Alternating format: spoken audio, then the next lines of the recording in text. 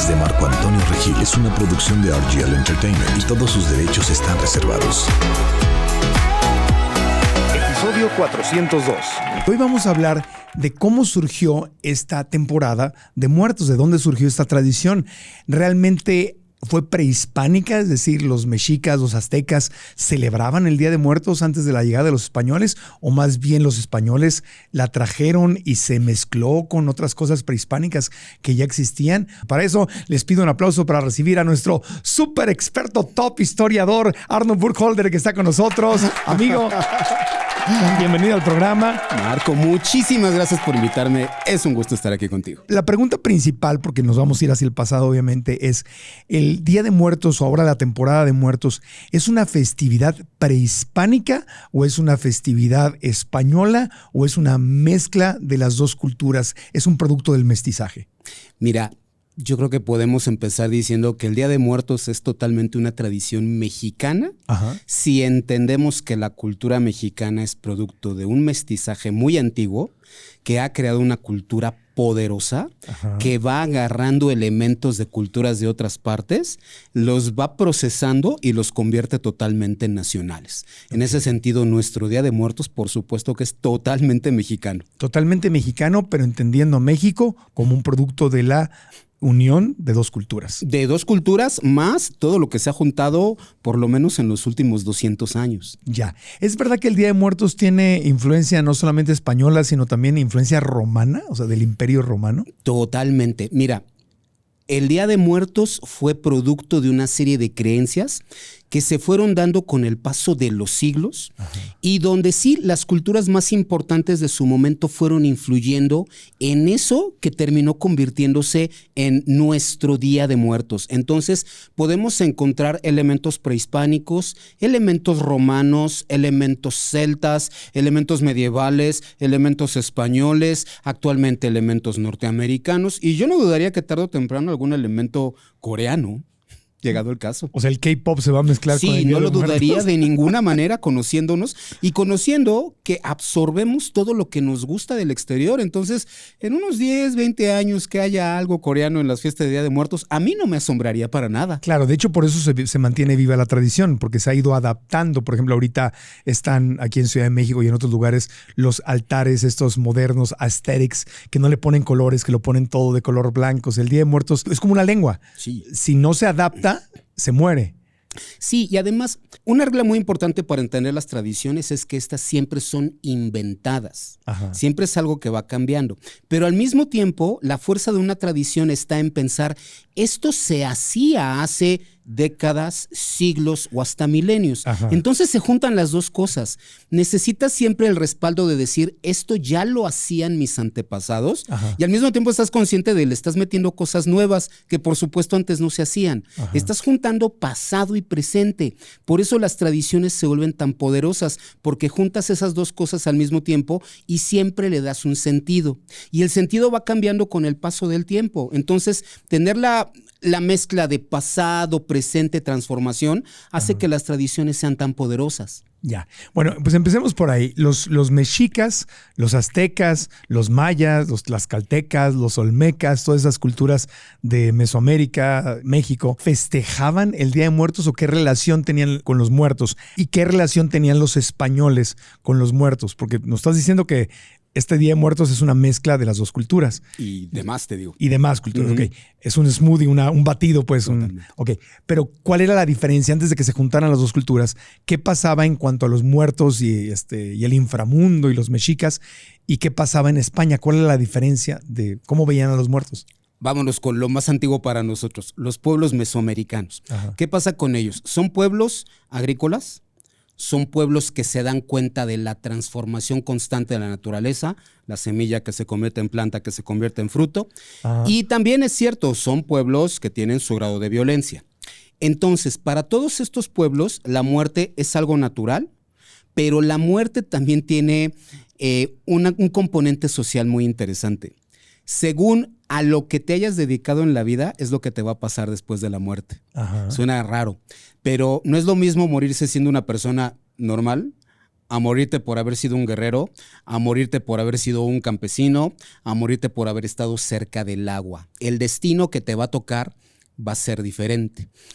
Normalmente se considera que la mayoría de los mesoamericanos, especialmente los mexicos que se morían, después de morirse además tenían que pasar por otra serie de pruebas.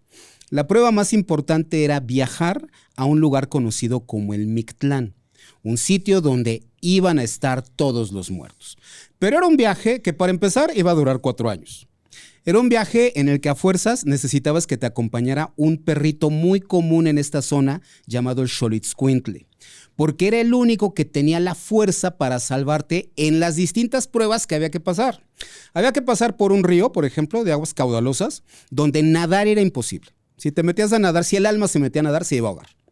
Pero si el alma tenía un Xolitzcuintle al lado, pues nada más agarrabas al perrito, te metías y el perrito, por su fuerza, espíritu, lo que sea, te iba a ayudar a cruzar. Okay. Luego se encontraban con una serie de cerros que se chocaban entre sí y podían destruir al alma. Entonces también ibas con el perrito, los cerros se abrían y pasabas. Había una zona desértica con un viento tremendo que de repente empezaba a soltar pedazos de obsidiana, esa piedra negra muy común en México que además es afilada. Y resulta que la piedra de obsidiana le iba cortando la carne al espíritu. También necesitaba al perrito. Entonces, 4 años del viaje, imagínate nada más qué cosa, para al fin llegar a lo que querías, encontrarte al dios del inframundo. Un tipo llamado Mictlantecutli, que yo supongo de haber platicado muy padre, porque de eso se trataba, de llegar con Mictlantecutli y platicar. Y después de eso, se supone, en algunas creencias se señala, que el alma desaparece.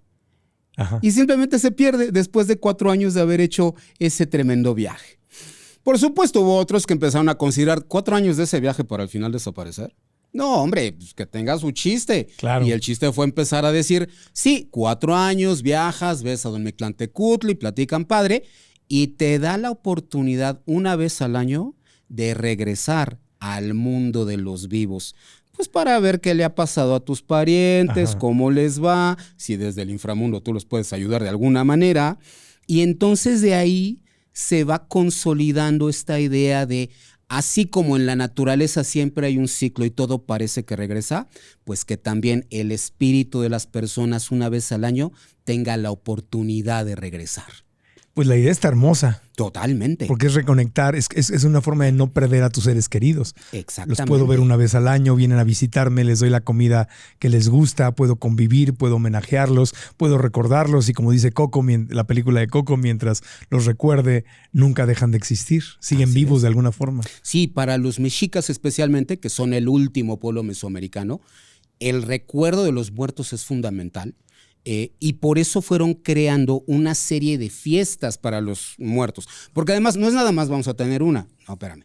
Tenemos niveles en los muertos. Ajá. Tenemos a los muertos niños. A los niños que se murieron ahogados o algo les pasó, se merecen su fiesta. Tenemos a los muertos adultos, mucho más cercanos a nosotros. Se merecen otra fiesta. A cada uno le vamos dando su importancia y los vamos celebrando de distintas maneras. Incluso los animales, ¿no? Antes del 2 de noviembre, hace unos días, fue justamente el día de los... O eso es moderno. Fíjate que lo de los animales... Les voy a confesar algo, amo a los perros. Ajá.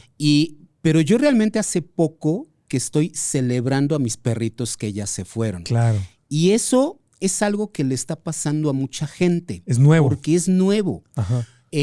Ahora se ha convertido en común señalar que el 27 de octubre Ajá. tiene que ser el día para recordar a nuestras mascotas, que a mí me encanta la idea. Pero la verdad es que si uno recuerda hace 10, 20 años, eso no era una costumbre. No existía. ¿Qué pasó ahí?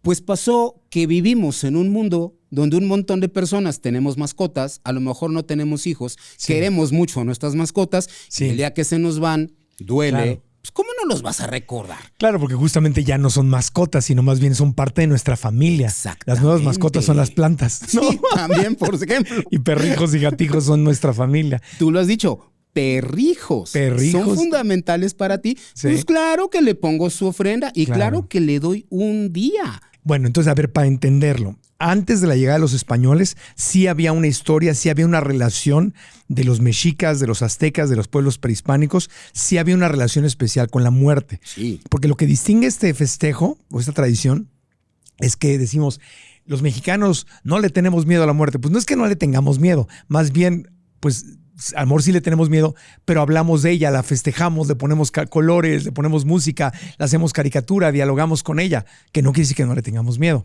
Pero en otros lugares, por ejemplo en China, recuerdo que quisieron prohibir la película Coco, por ejemplo.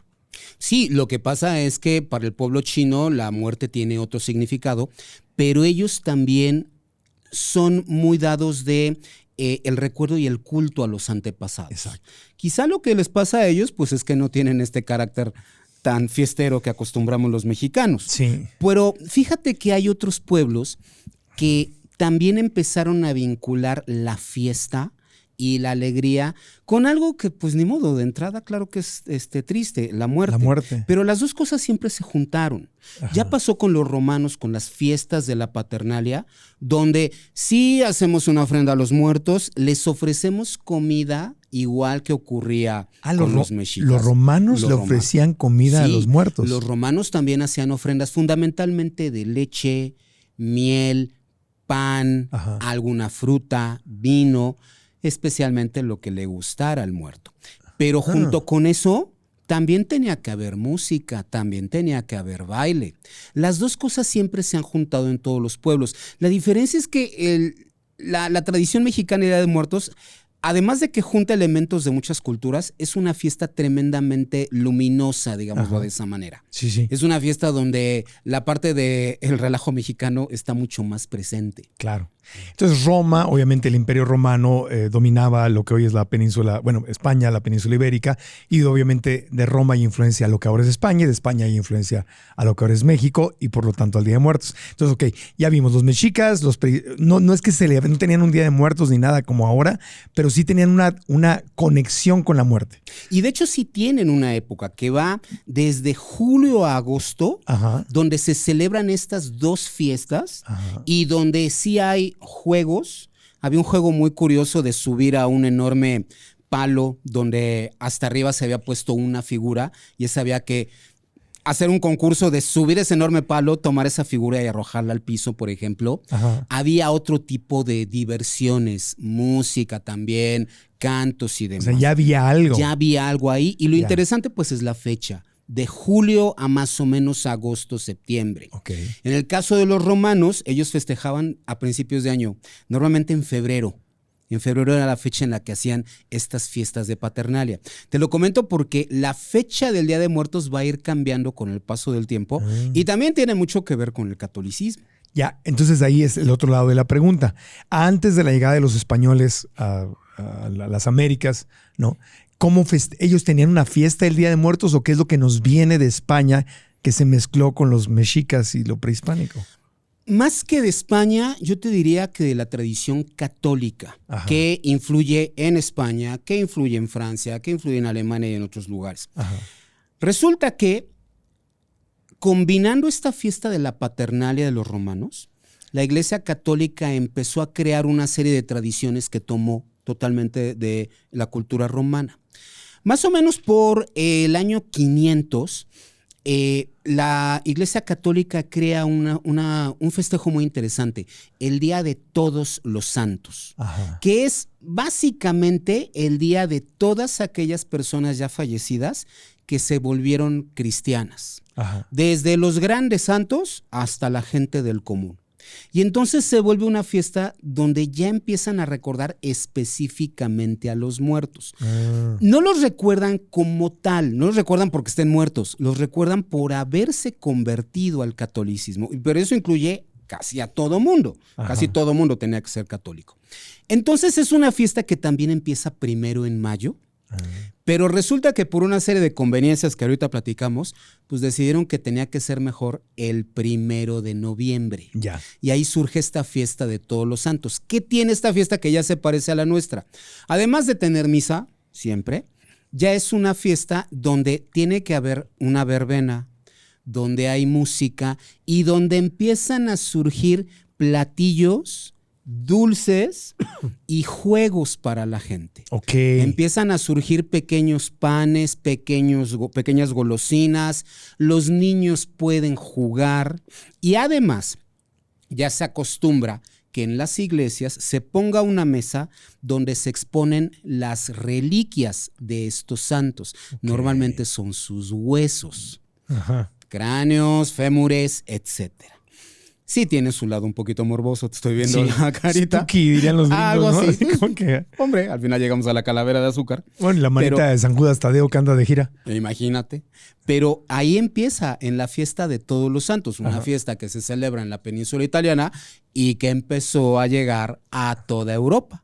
Entonces en toda Europa se volvió esto una costumbre.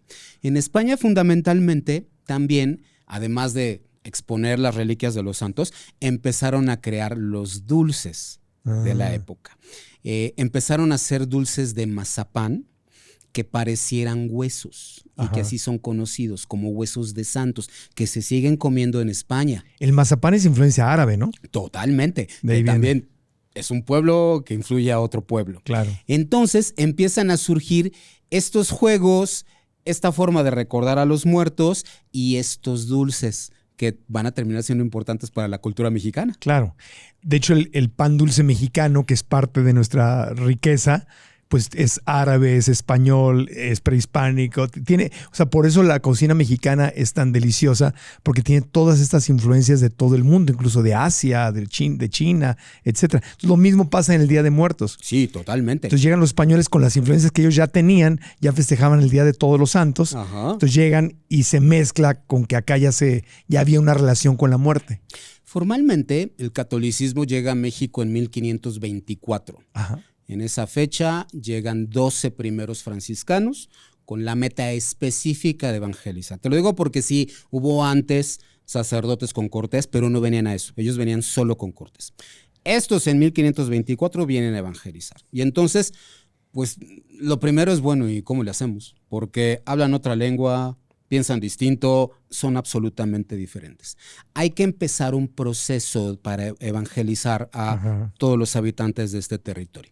En ese proceso, pues lo primero que hay que hacer es hablarles de la muerte y sí establecer que, a diferencia de los mexicas que pensaban que todo era un ciclo, para la visión católica clásica, la vida y la historia es totalmente lineal. Es una y se acaba. Todo empieza con el nacimiento y con tu origen, cuando Dios así lo decidió.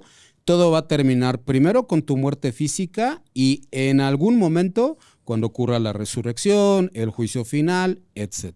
Ya. Pero como bien acabas de decir, es una nada más. Y para los mexicas sí había algo así como en el hinduismo, la reencarnación.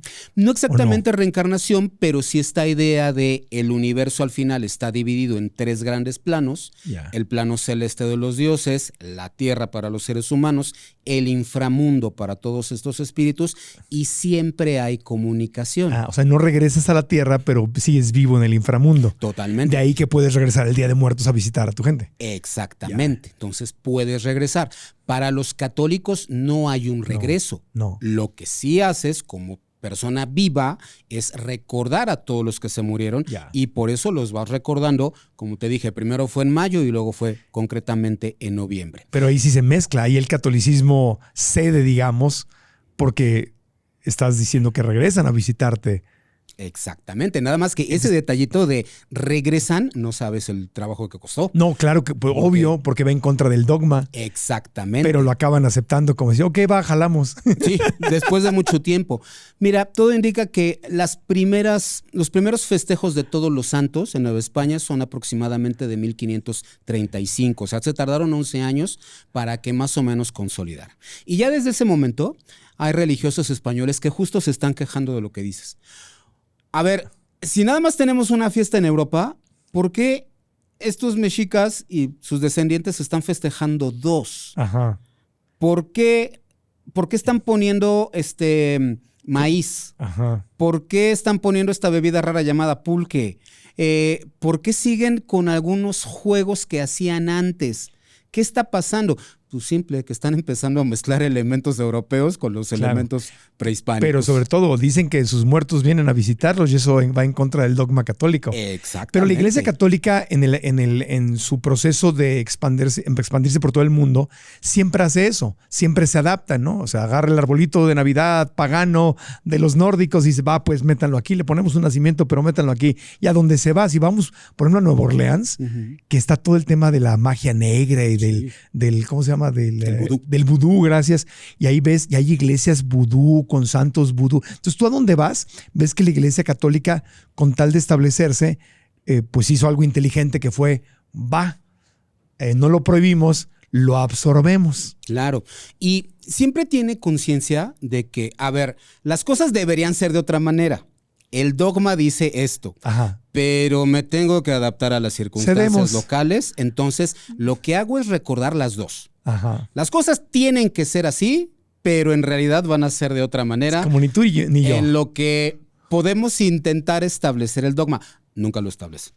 Simplemente todo va cambiando y tienes razón, es más bien la iglesia la que termina adaptándose a las creencias locales. Está bien, tú crees en lo que yo te digo, pero adaptemos lo que tienes. Mientras ya no le estés rezando a los dioses antiguos, rézale a los santos, a la Virgen, Jesucristo, Dios Padre, lo demás. O por supuesto, obviamente, sacrificios humanos, eso se acabó. Se acabó, sí. Pero sí puedo entender que tengas esta relación, más que la fiesta, esta relación con los restos de los muertos. Pues porque al final también la teníamos en Europa. Claro, pero eso se transformó en una fiesta. Le haces una fiesta a tu muertito que regresa. Claro, totalmente. Ahora, hay también otro elemento que es muy importante que también tiene que ver con esta fiesta.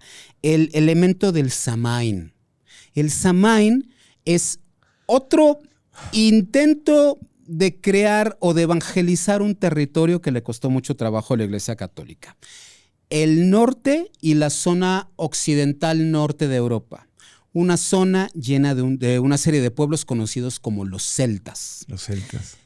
Pueblos guerreros, pueblos acostumbrados a tener múltiples dioses y pueblos a los que poco a poco también hubo que empezar a evangelizar. ¿Son los vikingos? No, están un poquito del otro lado. Pero resulta que son pueblos que también ya tenían celebraciones, digamos, para terminar la época de la cosecha. Y también donde empezaban a considerar que el mundo estaba dividido. Ellos sí pensaban que había una división entre la zona de luz, que era la vida, y la zona de la oscuridad, que era la muerte.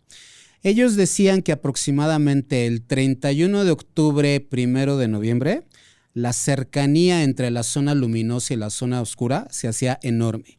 Que de hecho una muralla que hay entre estos dos reinos se adelgazaba tremendamente y eso provocaba que los seres de la oscuridad pudieran cruzar hacia el mundo de la luz. Eso me suena familiar. Exactamente, porque estos celtas decían que solamente había una forma de protegerse de los seres de la oscuridad, disfrazarse como ellos. Anda. Que obviamente eran horribles, obviamente pues recordaban a cadáveres corrompiéndose, a demonios y demás. Si esos seres te encontraban, iban a atrapar tu alma e ibas a acabar condenado toda la eternidad. ¡Qué miedo! La única alternativa era disfrazarte como ellos para confundirlos. ¿Ahí nace el Halloween? Exactamente. Que al principio no es una calabaza, eso ya viene de América, sino unos enormes nabos a los que también se les tallaban ojos, bocas, normalmente se vaciaban para meterles adentro una vela y que tuvieran también su lado de terror, pero para aterrorizar a esos seres de la oscuridad. Resulta que la iglesia los empieza a evangelizar y lo primero que sí decide es, bueno, esto más o menos se equipara a la fecha de la fiesta de Todos los Santos. Anda. Pues vámonos metiendo la fiesta de Todos los Santos ese 1 de noviembre. Entonces todo esto se fue juntando y como bien dices, esta tradición terminó convirtiéndose en Halloween, pasa primero en Inglaterra con los nabos y por ahí de 1619 aproximadamente empiezan a cruzar el océano estos ingleses para llegar a América y que llevaron su tradición de todos los santos. Y ahí empezó el Halloween. O sea que no es casualidad que el Halloween y el Día de Muertos estén pegados. No, para nada. O sea, son más o menos absolutamente los orígenes están mezclados. Todo está mezclado. Llega un momento en el que todas estas fiestas confluyen temporalmente. Finales de año. Octubre, noviembre. Como yo les contaba antes, estas fiestas empezaron como que en fechas distintas, que si febrero, que si julio, que si mayo, pero al final todo se empezó a juntar y terminó en ese momento octubre, noviembre, que ya se ha convertido mundialmente, por lo menos en los que comparten estas tradiciones, en la fecha de muertos, sea Halloween, sea Todos los Santos, sea específicamente Día de Muertos. 31 de octubre, 1 de noviembre. Es como que la parte más importante. ¿Te has dado cuenta de que intentar generar más ingresos solo te está causando más estrés y agotamiento? Trabajas y trabajas horas extra, pero parece que nunca es suficiente y tu vida personal está sufriendo. Hasta tu perro se ha olvidado de quién eres y piensa que eres un visitante ocasional. Imagina poder ganar más dinero sin tener que sacrificar tu tiempo y energía. Créeme, mis plantas casi me denunciaron por abandono. Yo también pasé por eso, trabajando como loco en televisión, en radio, hasta que me di cuenta de que la clave no es trabajar y trabajar más, sino cambiar tu mentalidad sobre el dinero. Y si estás viviendo lo mismo y te gustaría solucionarlo, tengo una masterclass gratuita que te puede ayudar. Soy Marco Antonio Regil y desde hace más de 20 años mis conferencias, talleres y cursos en línea han ayudado a millones de personas en 27 países del mundo. He aprendido de mentores como Robert Kiyosaki y Blair Singer a cambiar mi mentalidad sobre el dinero, desarrollar habilidades clave y como consecuencia ganar más dinero. Y ahora quiero compartirlo contigo. Esta masterclass gratuita se llama Cómo generar más ingresos con menos estrés. Ahí compartiré contigo los 5 pasos esenciales que a mí me han servido para que tú también puedas transformar tu relación con el dinero. Son los pasos que a mí me han funcionado y que a ti te pueden servir también para crear una vida más plena y equilibrada. Así, tu perro no te va a ver como un extraño y tus plantas volverán a crecer. Da clic en la liga o link de esta publicación o bien en el botón que está también aquí abajo para que te registres completamente gratis. Nos vemos en la clase para aprender juntos y alcanzar nuestro máximo potencial sin convertirnos en zombies de trabajo. Ahora, las brujas, ya que vemos que está el Día de Muertos relacionado con el Halloween, que tiene cosas ahí en común, ¿en qué momento aparecen las brujas? Porque el Halloween es como el Día de las Brujas. Eso ya no tiene que ver con los celtas. Las brujas, de hecho, los celtas también tenían brujería. Las brujas también siempre han sido importantes. Todas estas personas que al mismo tiempo son médicos incipientes, que saben de herbolaria, que son figuras con una autoridad moral en sus pueblos y que tienen esta capacidad, dicen ellos, de conectar el mundo que conocemos con la otra realidad de los dioses, realidad de los seres incorpóreos y la realidad de los muertos. Todos ellos siempre han sido importantes en todas las culturas. Correcto. Las mujeres terminaron volviéndose las más importantes por muy distintas razones, pero al final la bruja tuvo mucho más peso que el brujo, aunque el brujo siempre existía. Entonces, ya en esta fiesta del Samhain, claro que están presentes las brujas, la gente recurre a ellas por todo lo que necesitan. Pero no eran malas en ese tiempo. Mira, yo creo que la percepción de bueno o malo depende mucho de la circunstancia. Para la Iglesia Católica siempre iban a ser malas. Claro. Pues por la simple razón de que a lo mejor están adorando a un Dios que al final es satánico, cuando deberían estar adorando a Dios y a los santos. O simplemente porque se salen del dogma. También porque se salen del dogma. A la naturaleza y andan ahí. Porque no están rezando árboles en la iglesia, etcétera. O porque son rebeldes. Porque cuestionan. O sea, eran incómodas, mujeres incómodas. Eran incómodas. Ahora, para sus pueblos que opinaban, estos celtas, dejamos de lado el catolicismo, pues mira, muy seguramente opinaban según lo que la bruja les hiciera. Claro. Si la bruja los curaba, pues claro que es buena. Si la bruja me dice, oye, tus antepasados te mandan este mensaje para que te portes bien, para que te vaya bien, pues claro que la bruja es buena. Pero ¿y si esta me está haciendo un conjuro? ¿Y si esta está destruyendo mis cosechas? ¿Y si esta está provocando? Pues claro que va a ser mala y claro que la vamos a quemar. O sea, el asunto con la bruja es, bueno, lo que hago, a quién beneficia y a quién perjudica. Ajá. Al final eran importantísimas, como te dije, por medicina, Sí. porque le daban un sentido a la comunidad, porque también servían para entender que la vida pues no nada más es el transcurso y ya, Claro. que hay siempre una relación con estos otros planos de la realidad Sí. que para estas culturas era fundamental. Pero tenían poder. Claro, Y siempre entonces, por lo tuvieron tanto, poder. y si la iglesia quería todo el poder, pues son mis enemigas. Sí, y como te dije antes, pues, según lo que hagas con ese poder, ya Claro. veré si me caes bien o me caes mal. Ya. Y entonces ahí se mezclan ya las brujas con lo maligno. Sí, O sea, eso es versión de la, para, de para la el iglesia católica. catolicismo, claro que las Claro. brujas siempre van a Y ser entonces ahí vistas se con lo mezcla malo. ya con el Halloween y Sí, todo. porque además, por supuesto, la iglesia católica va a ver con un profundo enojo eso de que me digas que hay una zona de la luz y una zona de la sombra. Si yo soy la zona de la luz, no necesitas andar adorando dioses. Yo, católico, tengo toda la luz. Lo único que tienes que hacer es estar de mi lado y vete olvidando de estas fiestas. Claro. Vete olvidando de eso de que te andas disfrazando. Ajá. Eso no lo necesitas. Yo te voy a dar todo. Pues no, para Pero no estos pueblos. desapareció. No, claro que no. No desaparece a pesar de que Estados Unidos es un país puritano, cristiano, muy fundamentalista.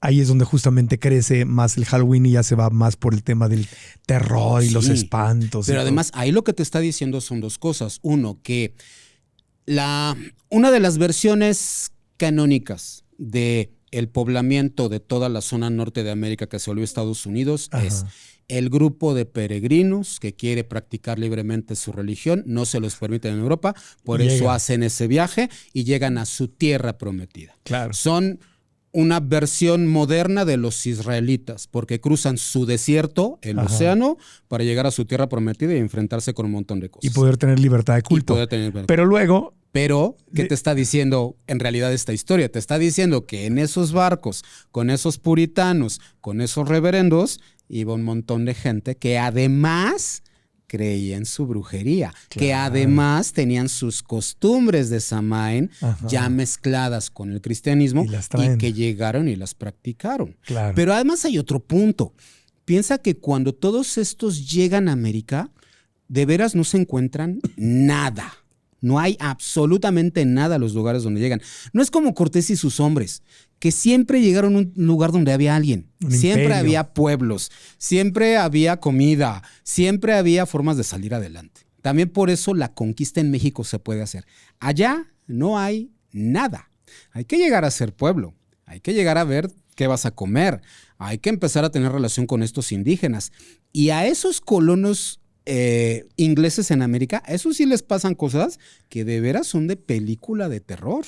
Les pasa que sus pueblos son atacados por los indígenas. Les pasa que los colonos se pelean entre ellos. Les pasa que el invierno los deja sin comida y muchos se vuelven caníbales. Les pasa que estas comunidades de repente, ¡pum!, desaparecen. Y llegan otros barcos desde Europa, sabiendo que están esas comunidades, a buscarlos. ¿Y dónde están? Pues no están. Ya no hay nadie. O se murieron, o se fueron con los indígenas, o ve tú a saber Se comieron entre ellos. lo que haya pasado. Entonces, imagínate, o sea, desde el principio Ajá. tienes una tradición del horror. De terror y horror. Y entonces eso alimenta el Halloween. Totalmente. Ya. Pero claro que los va a alimentar este recuerdo de estos muy religiosos y puritanos y demás, y se tuvieron que comer al amigo o al pariente porque no iban a sobrevivir de otra manera. Entonces el Halloween, o sea, aunque tienen el Día de Muertos y el Halloween tienen como algo en común de origen, se van por caminos completamente diferentes. Sí, porque al final, eso creo que también tiene mucho que ver con la geografía de la zona. Sí. Al final, como te dije, esta zona centro de México, geográficamente la verdad es que era muy benigna. Sí. Temperatura, agua, comida, etcétera. Allá no. Y había civilización. Y civilizaciones. Allá no. Allá todo era volver a empezar. Entonces sí es tremendamente difícil. Claro. Y eso claro que tiene un componente de horror que al final se mezcla con esta tradición que te decía de los seres de luz, seres de oscuridad. Escóndete de los seres de oscuridad. Ajá. Al final todo se junta. Disfrázate Entonces, para que no te ataquen. eso. Entonces Halloween se vuelve, la verdad, una fiesta De terror. mucho más oscura, sí. Claro, y mucho si, de ya, terror. y si ya le sumas la historia moderna de Estados Unidos con los asesinos seriales y todas las enfermedades que tienen y la guerra y todo, pues entonces ya Halloween se vuelve Viernes 13, Claro. se vuelve ya encarnar las películas películas de terror. Exactamente. Y se va yendo por un Halloween más hollywoodense. Sí, y porque bueno, al final... Darth Vader. ¿No? Además, mira, con todo lo que México está viviendo y con sus niveles de violencia y demás, en nuestra fecha de muertos no es una fecha estrictamente violenta. No.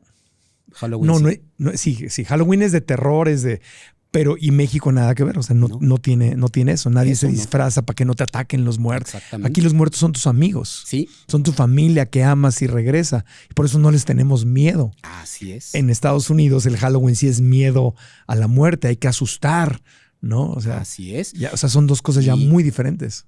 Y ha pasado muchas veces en muchos Halloween en Estados Unidos, como los delitos empiezan a crecer. Está pasando este año. Se vuelve mucho más común los asesinatos, se vuelve mucho más común la brujería en esta época. Cosas que en México no ves. No, acá es otra cosa completamente diferente. Distinto.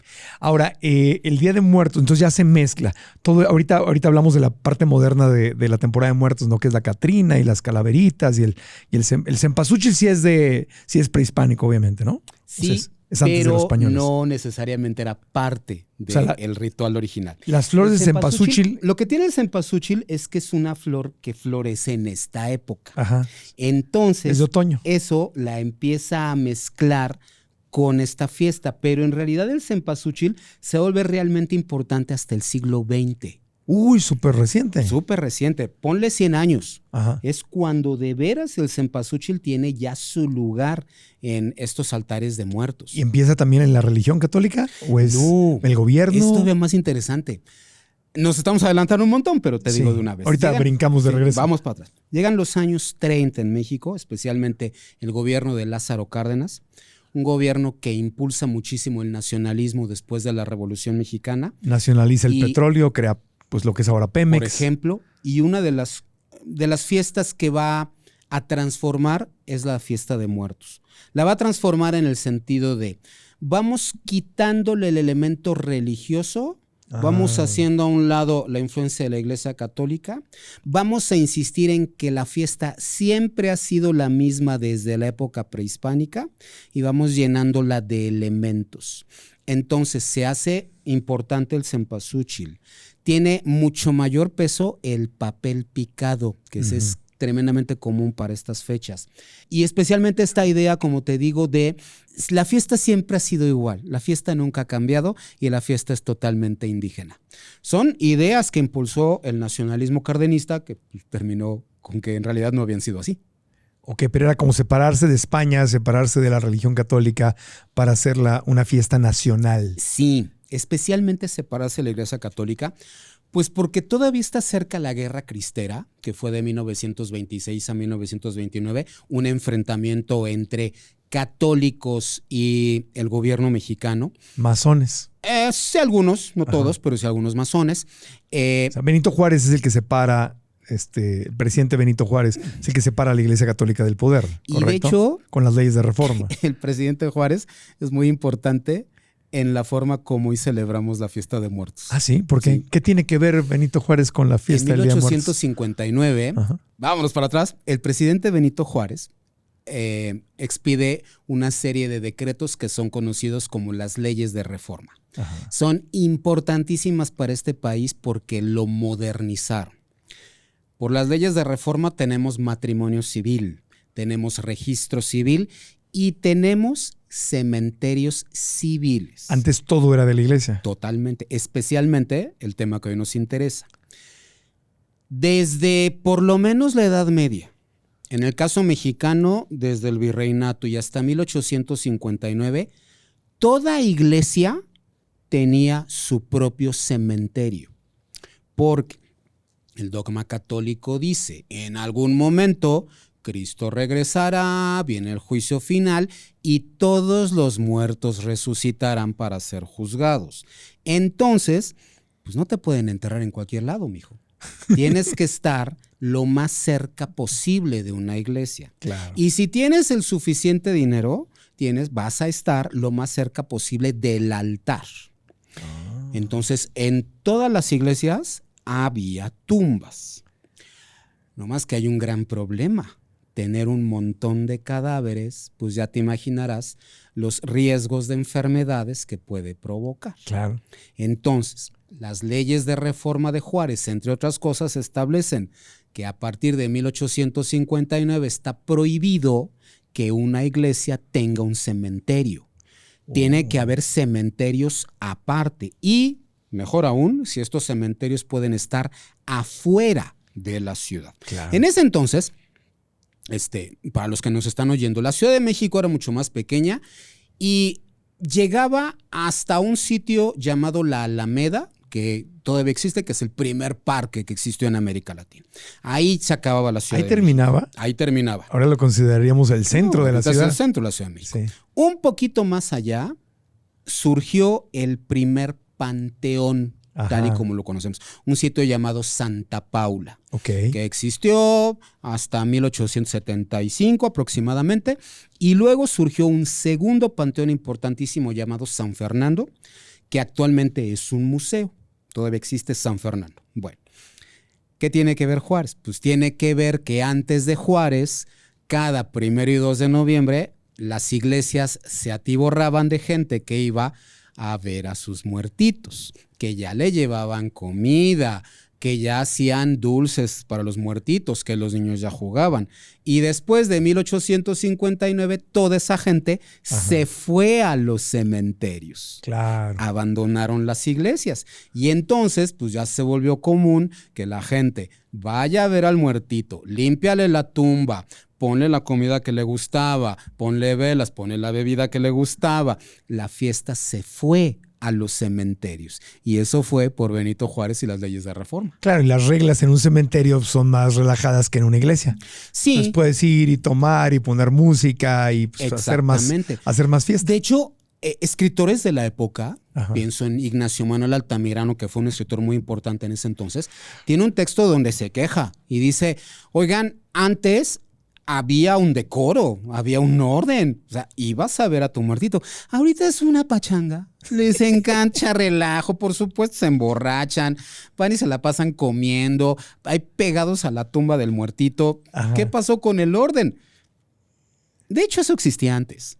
Siempre hubo fiesta.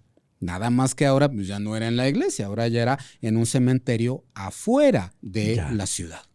Ok, entonces la flor de cempasúchil, que es otoñal, esa sí es prehispánica, coincide con las fechas y luego ya se empieza a incorporar al altar hasta hace 100 años. Así como, digamos, la flor de Nochebuena, de Navidad, ¿no? Que es de la temporada y ya se incorpora también. Fíjate, vámonos a ese pequeño detalle, o sea, la flor de Nochebuena para los mexicas sí era una flor de invierno. Obviamente no era una flor de Navidad, los mexicas no sabían eso, era una flor que tenía que ver más con la sangre, el color, y que tenía que ver también con la transformación y el paso del tiempo. Pasan los siglos, regresa a México, realmente regresa hasta el siglo XX, convertida en la flor de Nochebuena. La flor de Navidad. Que representa la Navidad. Claro. Entonces, así ocurre con estos símbolos. Sí, y es Poinsett porque se conoce como Poinsett y es el embajador de Estados Unidos en México. El primer embajador norteamericano en México, Joel Roberts Poinsett. Que se la lleva. Entre otras cosas, le encantaba la botánica. Se encuentra con esta flor tan rara que a finales de año sus hojas se vuelven rojas. Y dice, ay, me la llevo, esta cosa está curiosa. Y se la llevó y sí, la dio a conocer a todo el mundo como poinsettia. Y se la apropia porque se llama poinsettia. Exactamente. No, pero es una flor que viene de origen. Sí, es una flor totalmente mesoamericana. Mesoamericana, ok. Entonces, regresando al Día de Muertos, el pan de muerto es completamente español, eso no es prehispánico, ¿o sí? El pan de muerto es mexicano. Claro. En el sentido de es una mezcla de distintas culturas. Pero no dices que ya había pan y dulces en España totalmente. Antes. Hay pan y dulces, no nada más en España, sino en otros países, especialmente en Italia.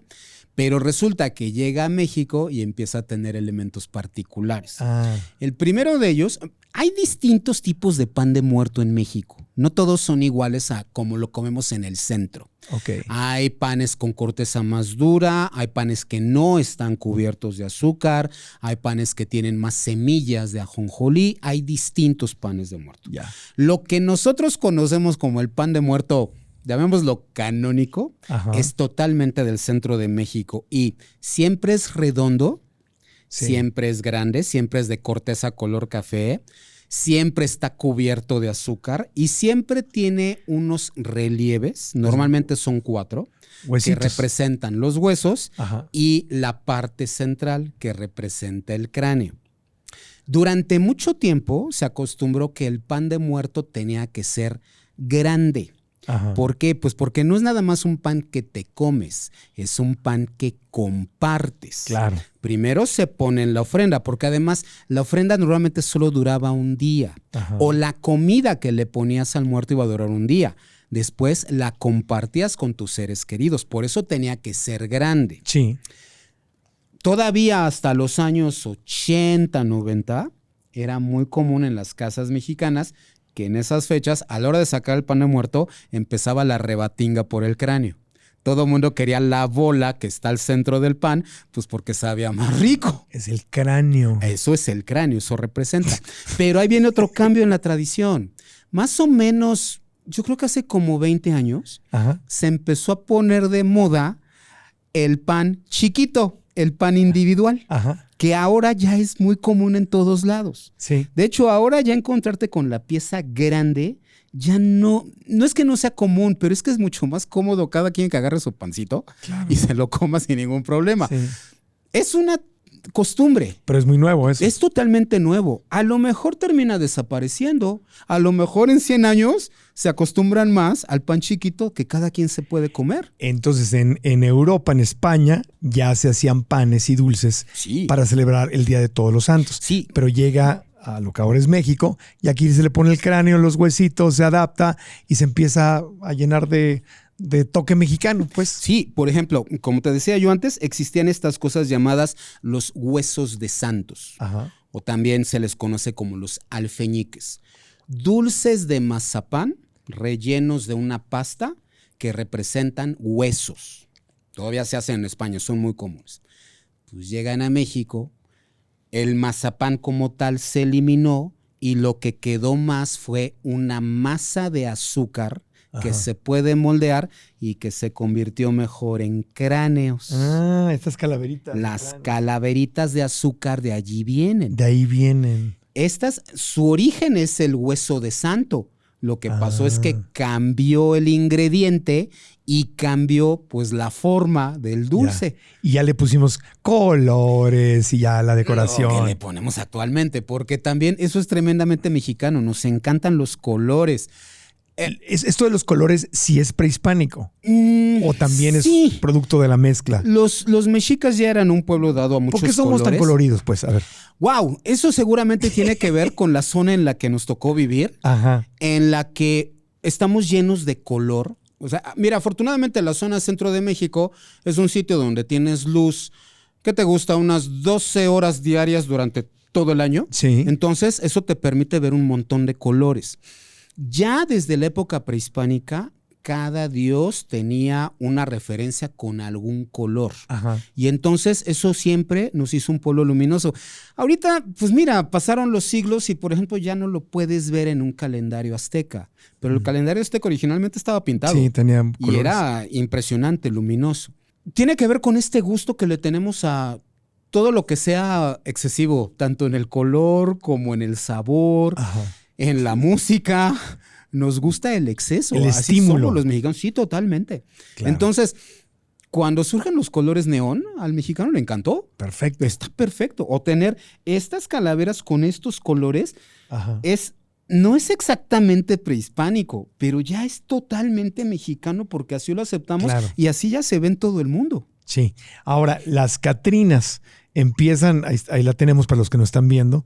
Los que nos escuchan, pues ya saben que es una Catrina, es muy, muy famosa, es este esqueleto vestido como de señor elegante, con un sombrero, ¿no? Esta Catrina es muy reciente, Sí. porque se han convertido, la Catrina se han convertido en símbolo del Día de Muertos. Y fíjate que no lo era. Esa es la cosa más. no lo curiosa. era. No tenía nada que ver con el Día de Muertos. Ajá. A finales del siglo XIX, en México vivió un grabador y pintor popular, muy Ajá. famoso, que se llamó José Guadalupe Posada. Sí. Él hacía grabados para algunas revistas y especialmente hojas, volantes, una sola hoja, Sí. donde se hacía un grabado, se escribía algún poemita y se vendían en las calles. Muchas de esas hojas, por ejemplo, tenían que ver con asesinatos. José Guadalupe Posada hizo un montón de grabados sobre asesinatos. A él se le ocurre a principios de este siglo hacer un grabado que estaba vinculado con una tendencia entre las clases populares. Primero, la idea de la calavera, no nada más como la muerte, sino como el recuerdo de que tarde o temprano todos nos vamos a morir. Ajá. Y además en ese entonces estaba muy de moda una expresión que era un poco un insulto, garbancero. Ajá. Garbancero eran estas personas de origen indígena que a fuerzas querían verse como si fueran de tez blanca o como si fueran españoles. Ok. Entonces, a José Guadalupe Posada se le ocurre crear una cosa que se llama la calavera garbancera. Ajá. Una calavera que se está burlando de esos que quieren ser distintos a como son en realidad. Pero están elegantes. Exactamente. El sombrero, el vestido, Sí, nomás que el vestido antes no existía. La calavera garbancera es solo el cráneo y el sombrero, haciéndoles una burla a toda esa gente. O sea, te quieres sentir europeo y no eres europeo. Y de hecho los primeros versos que él escribe de la calavera garbancera son así, total burla. Pasan 20, 30 años y llega uno de los pintores más famosos de la historia de México, Diego Rivera, que hace un mural precioso que se llama El sueño de una tarde dominical en la Alameda. En este parque del que yo te hablaba, hace un paisaje donde junta a distintos personajes de la sociedad mexicana que todavía hoy recordamos. Su esposa Frida Kahlo, Cantinflas, otros más, y esa era el que se le ocurre, pues no voy a poner nada más el cráneo, vámosle poniendo cuerpo. Ya. Entonces dibuja todo el esqueleto y lo dibuja con un vestido, le pone una estola. Ajá. Y es al que se le ocurre, eso de calavera garbancera como que ya no pega, que se llame Catrina. Pues porque antes a la gente rica se le decía Catrín. Sí. Pues que esta sea la Catrina. Sí, mi abuela me acuerdo que decía, ponte bien Catrín. Exactamente. Tenemos cena, hay que ponernos Catrines. Hay que ponerse elegante. Elegante, exactamente. Entonces, Rivera sí mantiene esta idea de al final esto es una burla. Ajá. La burla de la gente de dinero. Ajá. Pero al haberla convertido en la Catrina, al haberle puesto cuerpo, y además Rivera se volvió uno de los grandes impulsores de esa versión de los años 30 del Día de Muertos. Entonces las dos cosas se juntaron. Le gustó. Y lo que era simplemente un símbolo de crítica social terminó convirtiéndose en un símbolo del Día de Muertos. Y se hace la versión masculina, el Catrín, la Catrina. También existe el Catrín. Sí, con su sombrero de copa, vestido de negro. O sea, muy elegante. Entonces, y se quedó, y por eso actualmente pensar que esto sea una burla social ya no es. No, ya no es. Ya no se ve así. No, al contrario. Se ve como un símbolo del Día de Muertos. Y por eso nos disfrazamos y nos ponemos de Catrines o de Catrinas. Y entonces ya empieza a salir todo el arte del maquillaje, o sea, los colores, sí. O sea, ya es un nuevo lienzo. Que además, como está mucho más relacionado con la mujer, ajá, por lo menos desde hace unos 20 años aproximadamente, ajá, siempre tiene que remitirse a lo femenino y a la belleza. Entonces, las mujeres que se pintan la cara como Catrinas siempre son muy hermosas. Sí. Y eso también tiene que ver con nuestra forma de ver la muerte. No, y es una obra de arte. Totalmente. Ya en o sea, las caras. Si una mujer en esta época del año se pinta la cara como calavera, de ninguna forma pensamos en qué horrible, ¿no? Claro, no es terror como en Estados Unidos. Exacto, pensamos en qué hermosa se ve. Sí, sí. Y además porque también puede ocurrir que le agregue el otro elemento que no tenía nada que ver, el peinado estilo Frida Kahlo. Ya sabes, con un montón de chongos, listones en el pelo. Sí. Eso no tenía nada que ver. Ajá. Pero para nuestra época se vuelve hermoso. Y ya sabes que el lema es aprendamos juntos. Gracias por acompañarme durante esos 40 años de carrera. Sigamos celebrando juntos. Ahora, cuando yo era niño en el México de los 70, yo crecí parte aquí en Ciudad de México y parte en la frontera Tijuana con San Diego. Y yo recuerdo que en esa época el Día de Muertos no era lo que es ahora. Se había ido perdiendo. Había una sensación del Halloween nos está ganando. Y lo que veías en la Ciudad de México, pues era más bien Halloween. Y como que lo del Día de Muertos estaba haciendo en poblaciones pequeñas, la gente de los pueblos originarios, todo este rollo, pero así como que la gente de clase media o para arriba festejara el Día de Muertos y vieras no se veía. O sea, hoy sí se ve. ¿Qué fue lo que pasó? ¿Por qué se estaba medio adormeciendo? ¿Y cuándo vino el resurgimiento, que ahora es un tema mundial? Mundial. Mira, yo creo que eso empieza después de la Segunda Guerra Mundial, cuando México se acerca todavía más a Estados Unidos, política, económica, social y especialmente culturalmente. Si alguna vez lo europeo fue el referente, el ideal para el mexicano, es después de la Segunda Guerra Mundial que el referente es lo norteamericano. Es cuando surgen nuestras grandes avenidas, en serio, cuando surgen los grandes centros comerciales, cuando nos acostumbramos a los hot dogs, Coca-Cola, etc. Ahí empieza. Sí. Entonces, más o menos desde los años 60, poco a poco el Halloween empezó a volverse común. ¿Por qué? Pues porque también tiene su parte divertida. Sí. Y como bien dices, tú y yo somos contemporáneos. A mí también me tocó ver ese momento en el que sí había ofrendas de muertos, pero eran en lugares específicos. Yo recuerdo la ofrenda de Diego Rivera en su museo en Nahuacali. Recuerdo que me llevaran mis padres. Sí, o en Xochimilco o en algunas iglesias. Pero les cuento caso personal.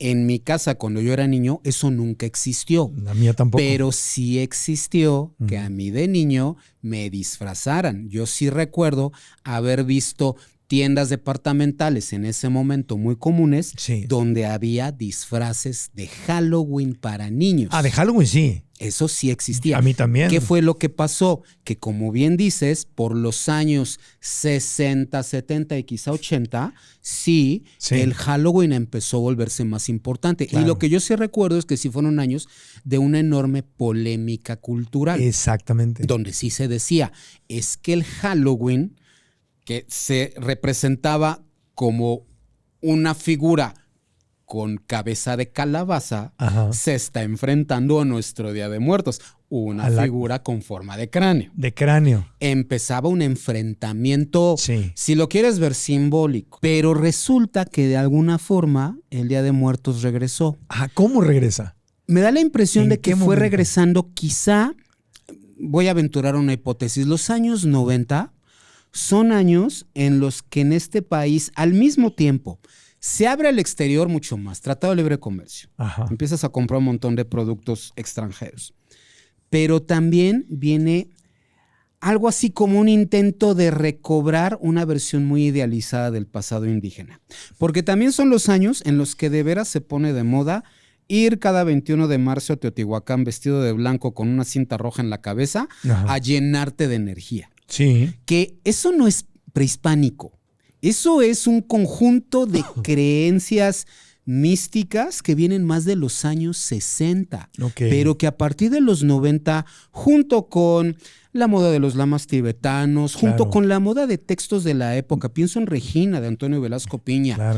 Todo esto empieza a juntarse. Sí, y la influencia de los gurús de la India que se fueron a Estados Unidos, y entonces empieza a llegar la influencia a México. Sí. Esta onda hippie espiritual. Sí, pero yo te estoy hablando más de un hippie espiritual 30 años después, donde hay un elemento fundamental, una cosa que se llamaba toltequidad, que es crearse una imagen muy idealizada del pasado indígena, que no tiene que ver realmente con lo que era.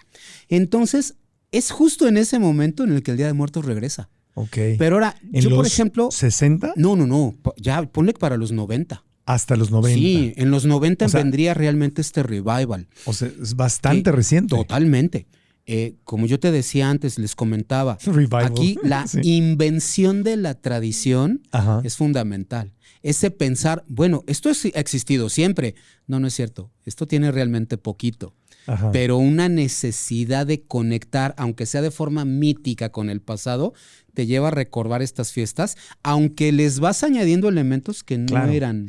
Y no tiene nada de malo, es porque yo adoro esta temporada, ya no es día, la temporada de muertos, la adoro y veo que está en Australia, en Japón, en Centro y Sudamérica, en Estados Unidos ni se diga. Sí. Me encanta lo que está pasando porque es como nuestra Navidad. Sí, totalmente. Se está convirtiendo en eso. Volviendo a lo que decíamos antes, yo sí recuerdo fiestas de Halloween donde en una esquina empezabas a tener el altar de muertos. Claro. O sea, ya no había lucha. Empiezan a mezclarse otra vez. Las cosas empezaban a mezclarse. O sea, empiezan juntas, se separan y ahora se están juntando de nuevo. Pasó de el enfrentamiento, es que lo verdadero mexicano es la calaverita. ¿Cómo se te ocurre lo de Halloween? Pues las dos cosas empiezan a convivir. Oye, a ver, pregunto. Como me dijiste que después de en la Primera, Segunda Guerra Mundial, los mexicanos, imagino que Guatemala, El Salvador también pasa lo mismo, ¿no? Dejan de ver a Europa como referente, ¿verdad? Sí. O sea, la admiración por las ganas, la calavera garbancera de tratar de ser europeo no está de moda. Tratas de ver a Estados Unidos y ser como los estadounidenses. Totalmente. Películas, música, toda la admiración por Estados Unidos, ser el héroe del mundo. Televisión. La televisión, la mercadotecnia, la radio, la música, ¿no? El rock and roll, lo que sea. Pero Estados Unidos también, no sé si coincida, Estados Unidos también empieza a perder encanto en el mundo y pasa de ser el Estados Unidos que nos salvó de Hitler y Alemania y los kamikazes, los japoneses, pasa de ser eso al país gandaya, al país que abusa, al país que es corrupto y que propicia la producción en los países de tercer mundo con tal de explotarlos. Y bueno, ahorita ya con Trump, pues ni se diga, ¿no?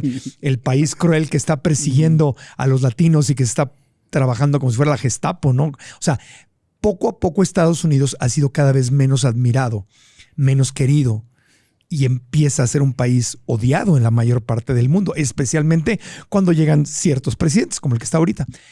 ¿Será que también el renacimiento del Día de Muertos y esa separación del Halloween viene como una consecuencia de, oye, yo no quiero admirar a los gringos, yo no quiero ser como ellos, yo quiero rescatar lo que es mío? ¿Coincide o no? Yo diría que no, ¿no? Porque la fiesta de muertos que hoy tenemos en 2025 tiene muchísimos elementos que vienen de la cultura norteamericana. Nuestra fiesta de muertos. Totalmente. O la de 2025, lo que hoy entendemos como Día de Muertos, está influenciado tiene una enorme influencia. Te voy a poner un ejemplo. Okay. En esta temporada de muertos en la Ciudad de México hay por lo menos 3 grandes desfiles en el Paseo de la Reforma. Sí. Y uno de ellos es específicamente un desfile de zombies. Es cierto. Que la gente salga disfrazada de zombie. Hollywood. ¿Cómo no? Ahí está. O sea, ¿cómo? ¿Qué onda? ¿Qué está pasando ahí? Pues está pasando que a los mexicanos les caen bien los zombies y los incorporas a la fiesta. Y la gente se disfraza de zombie y venga chepacá, pues, ¿por qué no? Y a la siguiente semana va a haber un desfile de catrinas. Porque también nos encanta. Y a la siguiente semana va a haber el desfile, abro comillas, oficial, que no tengo idea de qué va a haber, pero te aseguro que va a estar muy divertido y va a estar lleno de eso. ¿Qué te dice? Te dice que independientemente de la situación que vive Estados Unidos, a mí me da la impresión de que la cultura norteamericana sigue siendo poderosa. Ahí está el éxito de Coco. Sí. Pero no somos una cultura que adopte de manera pasiva los elementos que vienen de otros países. No, los incorporamos y los convertimos en nuestros y los transformamos. Nos los apropiamos. Entonces, esos zombies que salen este año en el Paseo de la Reforma no son el zombie de George A. Romero de los años 60, no. Es un zombie mexicano, man. Que sí está vinculado con, te aseguro, los juegos de video, con las películas recientes, con la cultura de los zombies, pero está totalmente mexicanizado y no se pelea con su pasado estadounidense. Y le vamos a acabar poniendo sombrero de charro, colores. No me extraña para nada. Algo así. Claro, y también el famoso desfile de Día de Muertos pues surge de la película de James Bond. Claro, porque eso es fundamental. Fíjate cómo van regresando fiestas a pesar de que la forma en la que regresan sea tan extraña. Ya desde el virreinato existía una cosa llamada Verbena de Todos los Santos, que era una fiesta donde la gente se disfrazaba de calavera y donde había música, donde había comida, donde había dulces, donde había juguetes para niños y demás. La verbena como tal desapareció. Se quedó el altar, pasan los siglos, viene el Halloween, etc. Y como bien dices, en el año 2015 hacen esta película Spectre de James Bond y resulta que le encantó tanto a la gente que al gobierno de en ese entonces, Miguel Ángel Mancera, que era el jefe de gobierno de la Ciudad de México, se le ocurre, oye, ¿y si para 2016 hacemos un desfile de calacas? El desfile no existía, o sea, hacían referencia a algo que había existido, pero ya no existía. Es que ni siquiera, porque eso es lo más curioso. No hay un contacto directo entre esa verbena que existía antes y el desfile de ahora, pero es como si hubiera un recuerdo en el subconsciente que provocó que la gente dijera, ¡ay, está tan padre! Que vamos haciéndola, ¿cómo no? Y está muy bien. Ah, por supuesto. Qué buena onda. Mira, yo como historiador lo único que pido es que la gente se acuerde de que el desfile de hoy empezó por la película. Pero Bond. Por lo demás, que lo festejen, me parece excelente. Claro. Oye, y también Coco tuvo mucho que ver. Porque Coco nos puso en la pantalla algo que se nos estaba deslavando y olvidando. Y dijimos, claro, esto es México. Claro. Y entonces lo amamos, lo abrazamos y tuvo mucho que ver. No, esto no sería lo mismo hoy, de la temporada de muertos, sin Coco. Sí, y además de otra cosa más importante, México vio Coco y pudo tranquilamente haber dicho, eso es una gringada. ¿Cómo se les ocurre ver esa porquería? Está violando totalmente nuestra fiesta de muertos. No dijo eso. México dijo, oye, sí, claro, sí lo supieron hacer, claro, sí hicieron una música que sí suena mexicana, sí tiene ideas que sí yo identifico con mexicanas. Por eso se volvió tan importante y por eso nadie la rechazó. Porque aparte hicieron años de investigación. Exacto. Y ves ahí que está pues el personaje de Pedro Infante y Jorge Negrete, ¿no? En el papá ausente, sale el santo María Félix, sale la abuelita, pues mamá Coco, que sí existía, que era michoacana. O sea, fue una... A diferencia de Encanto colombiana, que los colombianos rechazaron Encanto, que dijeron, oye, esto no es Colombia, con Coco sí les funcionó. Así es. Y dijimos, va. Como te digo, el mexicano la vio y dijo, oye, sí, eso sí se parece, eso sí me gusta.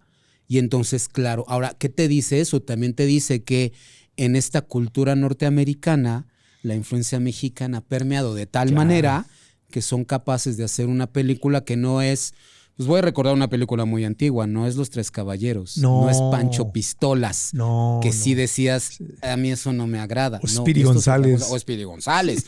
No, esto es otra cosa, a esto sí le creo. Claro, porque todas esas eran hechas por gente anglosajona. Sí. Viendo a México pues con su punto de vista superior. Con la perspectiva de esa época. Así nos veían como un país folclórico, ¿no? Sí.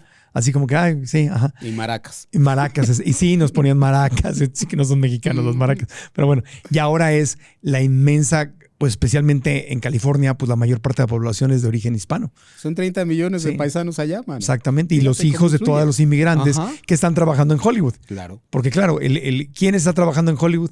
¿Quién está haciendo guiones? Pues ya están los hijos de los inmigrantes que se fueron al campo y a los restaurantes. ¿No? Pues tuvieron hijos que sí fueron ya después de llegar fueron a la escuela, se prepararon, hicieron carreras, hablan inglés como primera lengua, pero son de origen mexicano, guatemalteco, salvadoreño, colombiano, etcétera, pero principalmente mexicano. Y quiere decir que no olvidaron sus raíces. No, al contrario, claro. Es importante. Que ese es el fenómeno de la tercera, o sea, son como las tres generaciones. El que llega dice, estoy sobreviviendo. Sí. Yo soy mexicano, soy guatemalteco, pero yo estoy aquí para sobrevivir. El segundo se siente más gringo, porque ve la discriminación a sus papás y dice, no, espérate, pero yo no veo Univisión ni Telemundo, ni me gusta la música grupera, yo nací aquí, I'm American, ¿no? Y el tercero, que es el nieto, es el que dice, ay, mi abuela era mexicana, yo quiero ser mexicano. Y ves a muchos de ellos. Tengo un amigo que así nació en Texas y todo, y se están tomando su nacionalidad mexicana, se quieren sentir súper mexicanos.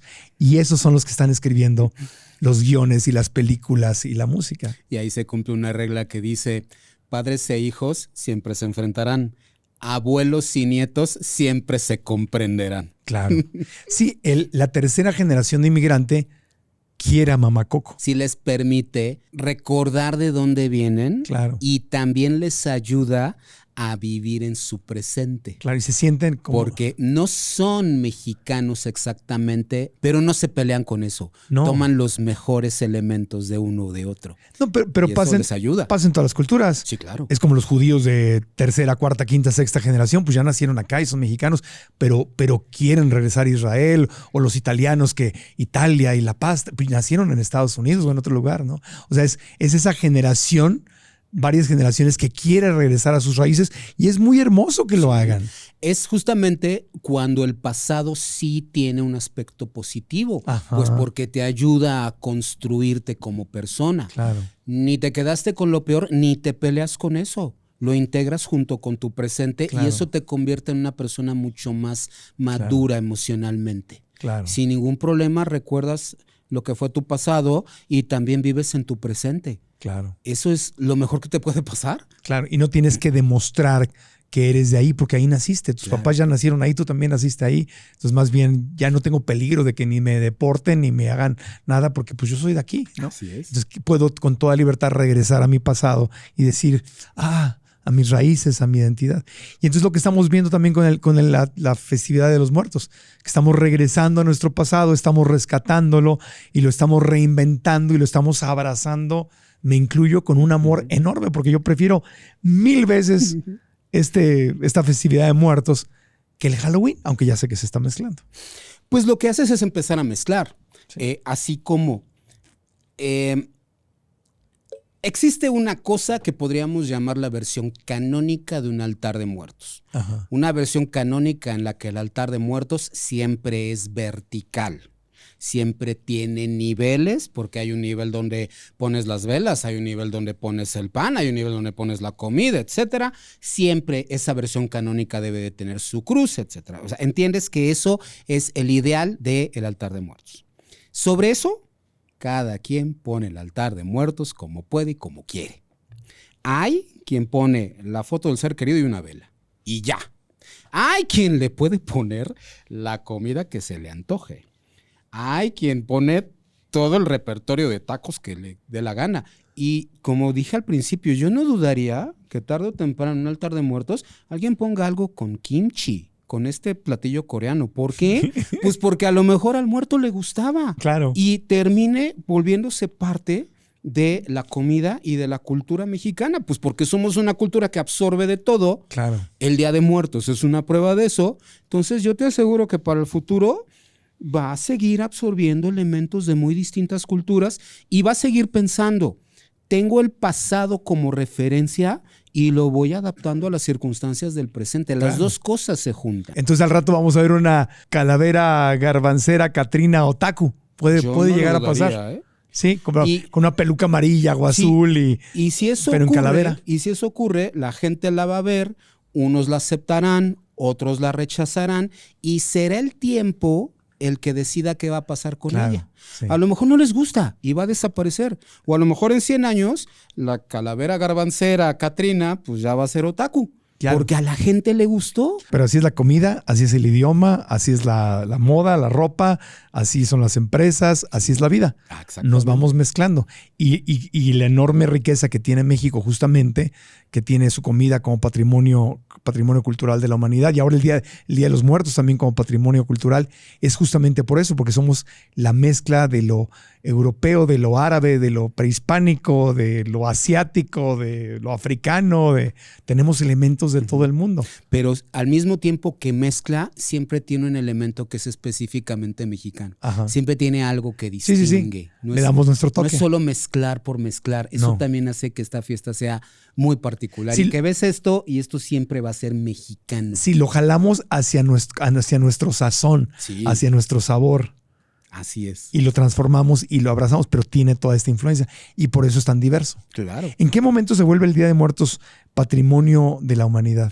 Eso ocurre a principios del siglo XXI, 2003, cuando la UNESCO lo convierte en un patrimonio, en este conjunto llamado patrimonios intangibles, que tiene que ver con costumbres, fiestas, etcétera.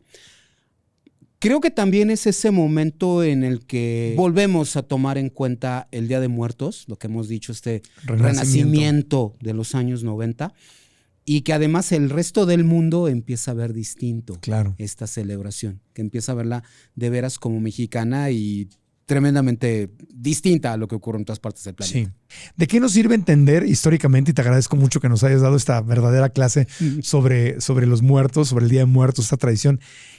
¿Qué nos conviene aprender de esta tradición, de la temporada de muertos? ¿Qué nos enseña la esencia de la temporada de muertos o del Día de Muertos, de que nuestros antepasados regresan a estar con nosotros, poderlos mantener vivos? ¿Qué lecciones nos podemos llevar de eso? Yo creo que nos sirve para recordar una serie de lecciones que siempre están ahí, pero de repente la velocidad de la vida hace que se nos olviden. La primera de ellas, la vida es fugaz. La vida no es para siempre, va a durar poco.